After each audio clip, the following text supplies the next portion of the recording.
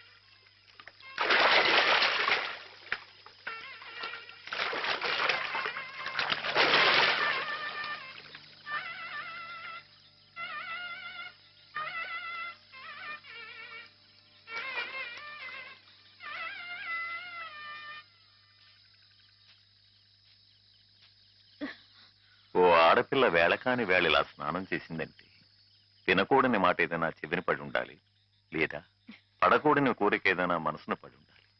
అవునా అమ్మా? రాత్రి శివుడి వేషంలో ఉన్న మాధవ్ పక్కన నేను పార్వతిలా నిలబడాల్సి వచ్చింది బాబా. పార్వతిలా నటిస్తేనే స్నానం చేశావు, రేపు ఆ శివుడి పక్కన పార్వతిలా జీవించాల్సి వస్తే?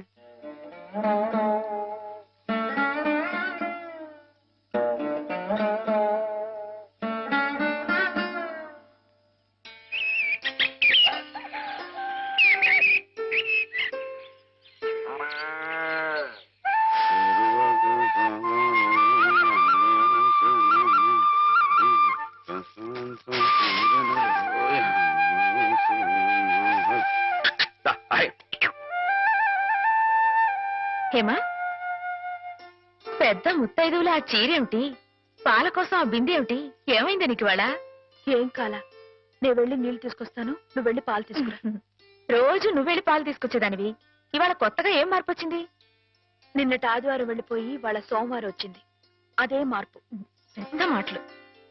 నేను ఎప్పుడో నీళ్లు తీసుకొచ్చేసాను, నువ్వు వెళ్ళి పాలు తీసుకురా. టైంకి సరిగ్గా కాఫీ అందకపోతే ఒక్క నిమిషంలో సోమవారాన్ని మంగళవారం చేసేస్తాడు నాన్న. నువ్వు వెళ్ళు.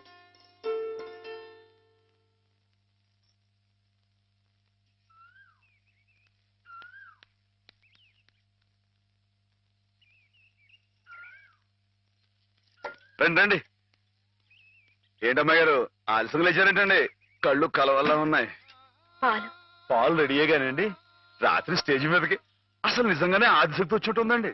చూశారు కదండి రాత్రి మీరు వచ్చిన వంగతో వాళ్ళందరినీ ఎలా ఉతికి పారేశానో. పాలు రాత్రి దెబ్బతో నాకు గట్టి నమ్మకం వచ్చేసిందండి. నాకు ఎప్పుడు ఏ ఆపద వచ్చినా మీరు వచ్చి కాపాడేస్తారని. నువ్వు జాగ్రత్తగా ఉంటే నీకు ఆపదలు ఎందుకు వస్తాయి? అసలు ఎదుటివాడిని చదవగలిగే లౌక్యం నీకు రావాలని రోజు దేవుడికి దండం పెట్టుకుంటున్నాను. నిజమా అమ్మాయి గారు? రోజు నా గురించి మీరు దేవుడికి దండం పెట్టుకుంటారా? పాలు చూడు. బాగుంది నాన్న, బాగుందండి. శుభం. మరి అబ్బాయికి అమ్మాయి నచ్చింది కాబట్టి ఆ ఇచ్చిపుచ్చుకోవడాలు కూడా మరి మాట్లాడండి బాబు. అబ్బాయి గారికి అమ్మాయి గారు పాస్ అయిపోయి సరే అండి, మరి అమ్మాయి గారికి అబ్బాయి గారు పాస్ అవ్వట్లేదు ఏంటండి? అయ్య బాబా. వెళ్తాం గారు, మిమ్మల్ని కొంచెం అలా బయటికి రండి. రండి. అమ్మాయి గారు, మీకు పెళ్లి కొడుకు అన్ని విధాలా నచ్చితేనే ఈ పెళ్లి జరుగుతుంది, లేకపోతే జరగదు. చెప్పండి, మీకు అబ్బాయి నచ్చాడా? ఆడపిల్లలు నువ్వు ఇట్ట అడగగానే అట చెప్పేస్తారా? రైటేలేండి, ఇటప్పుడు కొంచెం ఇరకాడంగానే ఉంటుంది. ఓ పని చేయండి, అబ్బాయి మీకు నచ్చితే నవ్వుతూ తలదించుకోండి, నచ్చదనుకోండి కోపంగా నాకేసి తిరిగి చూడండి. అయ్యి బాబాయ్, అదేంటండి? అటు నవ్వు కాదు, ఇటు కోపం కాదు, అటు బాధగా చూసి అర్థం ఏంటండి? నాన్నని, చెల్లెల్ని, మిమ్మల్ని అందరినీ వదిలి వెళ్ళాలంటే బాధగా ఉంది. రైటేనండి, ఆడపిల్ల అంటే అంతే కదండి. పాప రేపు హేమ గారు కూడా అంతేలే. వదిలేస్తే లింకులు పెట్టేస్తాడు. నీకాయన నచ్చారా లేదా అది చెప్పు. ఏమండి? పాస్ అయిపోయినట్టే. మా అమ్మాయి గారికి అబ్బాయి గారు పాస్ అయిపోయారండి.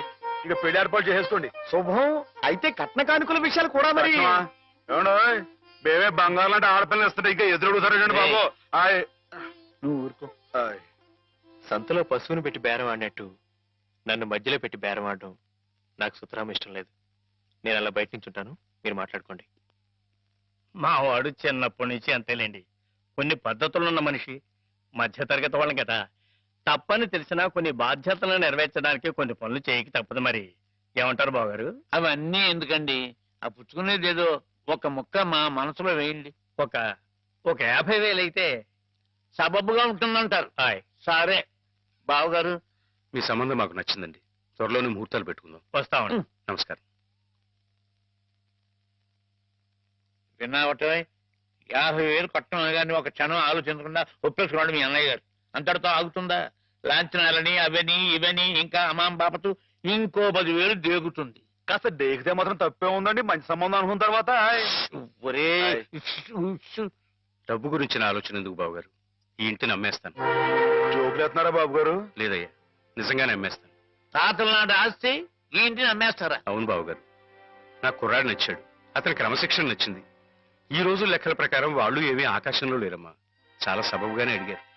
అయినా రేపు మీరు మాత్రం అడగరా? మీరు అడగకపోయినా నా బాధ్యతగా నేను ఇవ్వద్దా చెప్పండి. అందుకే ఇంటిని అమ్మేసేయాలనే నిశ్చయానికి వచ్చాను. మీ ఎరుకలో ఏదైనా మంచి బేరం ఉంటే చూడండి బాబు గారు. కాస్త ఇంటిని శ్రద్ధగా చూసుకునే మనుషులను చూడండి.